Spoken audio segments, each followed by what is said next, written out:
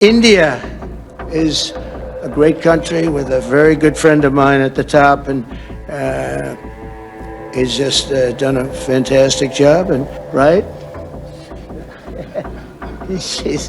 that's not a very that's.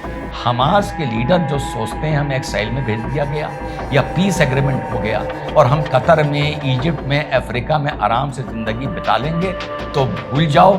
10 साल के अंदर अक्टूबर 7 की घटना से जितने भी हमास के लीडर जुड़े हुए थे, एक एक करके मोसाद सबको मारेगा।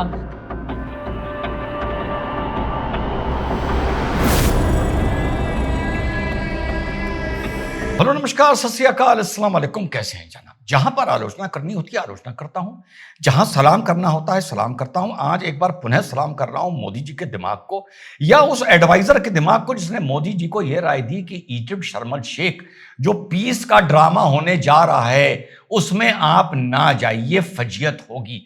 और वहां पर साथियों जो सीन देखने को मिले हैं, वाकई मोदी जी अगर जाते तो बहुत गलत मैसेज जाता और विपक्ष को और इस देश में रहने वाले कम से कम 50-60 करोड़ आदमियों को जो इस देश की फजियत होती देखना चाहते हैं, उनको बहुत बड़ा एक हथियार मिल जाता इस देश और नरेंद्र मोदी के खिलाफ कार्रवाई करने के लिए। वाकई साथियों ऐसा सीन था, एक प्रिंसिपल एनुअल डे पर भाषण दे रहा है और पीछे सारे टीचर्स हाथ बांधे खड़े हुए हैं।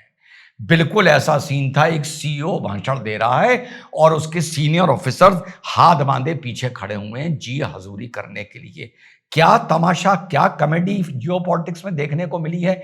नेताओं को ऐसे नाम दिए जा रहे थे, O where are you, O mister Y where are you, O mister Z where are you, O you are there, इस तरीके से। और नेता, वर्ल्ड लीडर्स पीछे खड़े होकर साथियों तालियां बजा रहे थे। और कल ही इस मुद्दे को कवर करते हुए मैंने एक वीडियो अपलोड किया था जिसका थंबनेल था कि मोदी जी क्यों नहीं कहे, जिसमें मैंने 2 कारण बताए थे। एक तो मोदी जी ट्रंप के भी सामने नहीं आना चाहते जब तक चीज सेटलमेंट ना हो जाए, जब तक ट्रंप का पाक प्रेम थोड़ा कम ना हो जाए।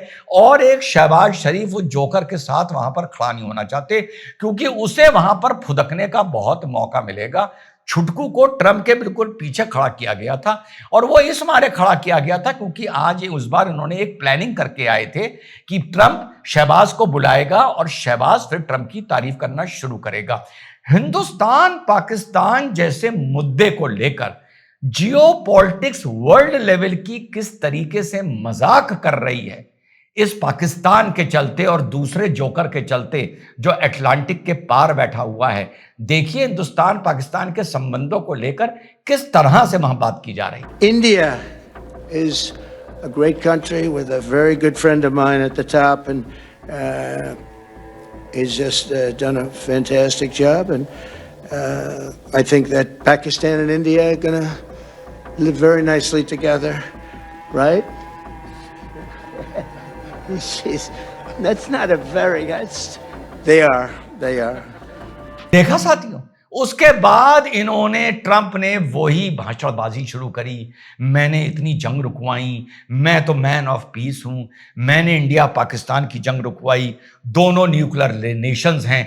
अब आप सोचिए अगर उसी मंच पर नरेंद्र मोदी जी होते तो कितनी बड़ी एम्बैरेसमेंट हो जाती।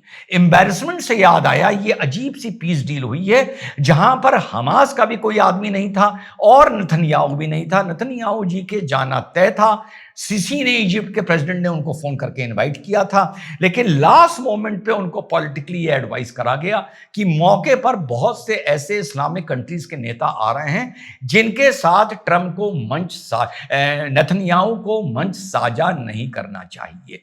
दूसरा पॉइंट ऑफ व्यू ये बता रहा है कि बहुत से मुस्लिम नेशंस ने सीसी को फोन करके ये कहा कि अगर वहां पर नेतन्याहू आएगा तो हम उसके साथ मंच साझा नहीं करेंगे। यानी कुल मिला के बहुत से मुस्लिम नेशन या इजराइल दोनों को अपनी इंटरनल पॉलिटिक्स की प्रॉब्लम थी, इस मारे नेतन्याहू भी नहीं गए और बहुत से मुस्लिम नेशंस ने यह कहा कि हम नेतन्याहू के साथ मंच साझा नहीं करेंगे। लेकिन दुनिया ने एक बार फिर से डिक्लेयर कर दिया कि हमास एक आतंकी संगठन है। पूछिए क्यों? इस मारे डिक्लेयर कर दिया क्योंकि फिलिस्तीन का रिप्रेजेंटेशन करने के लिए वेस्ट बैंक से वहां के फिलिस्तीन के प्रेसिडेंट अब्बास को बतौर प्रतिनिधि बुलाया गया, लेकिन हमास के किसी भी रिप्रेजेंटेटिव को, भले वो इजिप्ट में हो, भले वो कतर में हो, कहीं हो, वहां पर इनवाइट नहीं किया गया। क्योंकि अगर इनवाइट कर लिया जाता तो यही मुस्लिम मुल्कों को ये लिए माना जाता कि उन्होंने हमास को एक स्टेट मान लिया है, एक लीडर ऑफ द नेशन या पार्ट ऑफ द नेशन मान लिया है और लेजिटिमेसी दे दी है। तो मुस्लिम नेशंस ने भी ये कहा कि वहां हमास का कोई काम नहीं है। एक बार पुणे डॉक्टर सैयद रिजवान अहमद को मुबारक कि फिर से मुस्लिम नेशंस ने हमास को एक आतंकी संगठन साथियों मान लिया है। उसके बाद वहां पे ड्रामा हुआ, ट्रंप ने बड़ी अपनी तारीफें करी।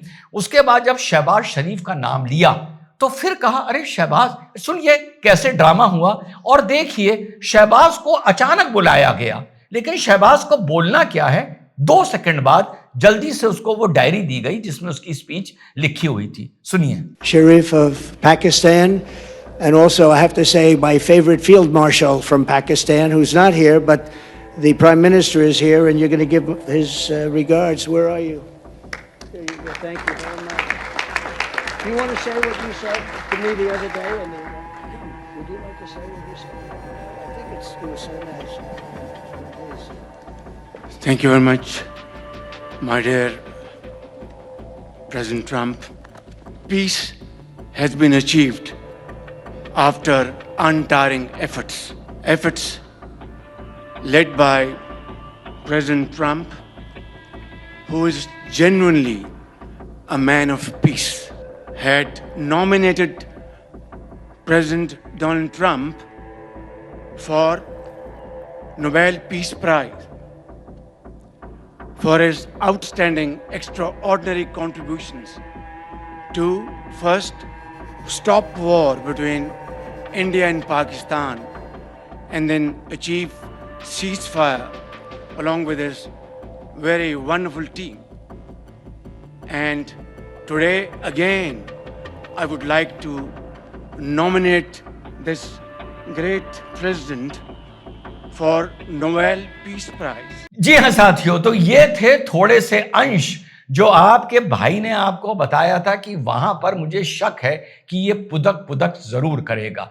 डेफिनेटली अगर वहां कोई और नेता होता तो इस मौके का चौका मारने के लिए मंच पे खड़ा होना जरूर पसंद करता, लेकिन मोदी जी की अपनी हनक या किसी एडवाइजर की राय, जो बड़ी अच्छी बात है मोदी जी ने मानी कि वो वहां जाके खड़े नहीं हुए, वरना वाकई इंटरनेशनल डिप्लोमेसी में और इस देश में बहुत सवाल उठते और मोदी जी बड़ी भारत और मोदी जी बड़ी ऑकवर्ड पोजीशन में पहुंच जाते।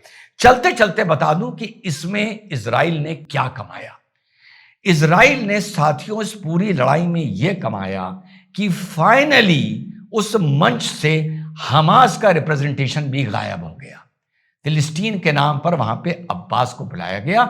मुस्लिम नेशंस ने हमास को भी एक आतंकी संगठन बिना मुंह से बोले डिक्लेयर कर दिया।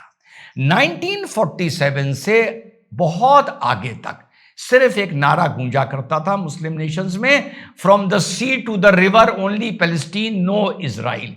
इजराइल को अपना स्टेट का कोई हक नहीं है, किसी ने इसको रिकॉग्नाइज नहीं किया था। आज पूरी दुनिया इजराइल से यह बोल रही है कि जिस दिन तुम 2 नेशन थ्योरी पर मोहर लगा दोगे, जिस दिन तुम पैलेस्टीन को मान जाओगे कि ऐसा एक स्टेट है, हम सब तुम्हें एक स्टेट का तुम्हें रिकॉग्निशन दे देंगे और तुम्हारी एम्बेसीज हमारी यहां खुल जाएंगी। जितना भी पीछे ड्रामा चला कि गाजा के लोगों को इजिप्ट भगाया जाएगा, गाजा में सी फेसिंग रिसोर्ट्स बनेंगे, ट्रंप ने कहा वो मिडिल ईस्ट का रिवेरा बनेगा, जितना भी ड्रामा हुआ ये सिर्फ मुस्लिम नेशंस को डराने के लिए हुआ 2 तरीके से। एक तो 25 लाख गाजा के फलस्तीनियों को तुम्हें अपने मुल्कों में एडजस्ट करना पड़ेगा, जो साफ बात है ना सीरिया, ना जॉर्डन, ना सऊदीया, ना इजिप्ट एडजस्ट करने को तैयार था। दूसरा फायदा यह हुआ कि पूरी दुनिया को यह मैसेज चला गया कि अगर 2 नेशन थ्योरी पर 1947 की ओस्लो एग्रीमेंट की थ्योरी पर अगर मोहर नहीं लगाओगे तो इजराइल मारते मारते मारते मारते पूरा गाजा खाली कराकर हमारे ऊपर रेफ्यूजीज का खर्चा डालकर पूरे गाजा को कैप्चर कर लेगा। तो लूटने का डर जब नजर आया गाजा का कि गाजा लूट सकता है, फाइनली सारे मुस्लिम मुल्कों ने टू नेशन थ्योरी पर मोहर लगा दी है। सिर्फ एक ने मोहर नहीं लगाई है, वो कौन है? वो नेतन्याहू है। उस इजराइल ने अभी मोहर नहीं लगाई है जिसने 1947 में और ओस्लो एग्रीमेंट में मोहर लगाई थी, और यासर अरफात ने उस कागज पर साइन करने से मना कर दिया था कि हम टू नेशन थ्योरी को नहीं मानते हैं। तो एंड में गाजा को राख किया, हमास को राख किया, इस मंच से हमास को गायब करवाया और दुनिया के मुंह से मुस्लिम मुल्कों से मुंह से कहलवाया कि प्लीज टू नेशन थ्योरी मान जाओ। अब दुनिया इजराइल की तरफ आंख उठाकर देख रही है कि गुरु तुम कम मानते हो। आसानी से नहीं मानेगा, पहली चीज। दूसरी चीज, हमास के लीडर जो सोचते हैं हमें एक्साइल में भेज दिया गया या पीस एग्रीमेंट हो गया और हम कतर में, इजिप्ट में, अफ्रीका में आराम से जिंदगी बिता लेंगे, तो भूल जाओ। 10 साल के अंदर अक्टूबर 7 की घटना से जितने भी हमास के लीडर जुड़े हुए थे, एक एक करके मोसाद सबको मारेगा। कोई कार एक्सीडेंट में मरेगा, कोई अज्ञात ब्लास्ट में मरेगा, कोई लिफ्ट गिरने से मरेगा, कोई छत से गिरने से मरेगा। मरेंगे ये सब, मोसाद किसी को नहीं छोड़ेगा। और तीसरी बात, सलाम है मोदी जी को, इस जोखरों की मंडली में आप नहीं गए, सलाम है। जय हिंद, वंदे मातरम, खुदा हाफिज।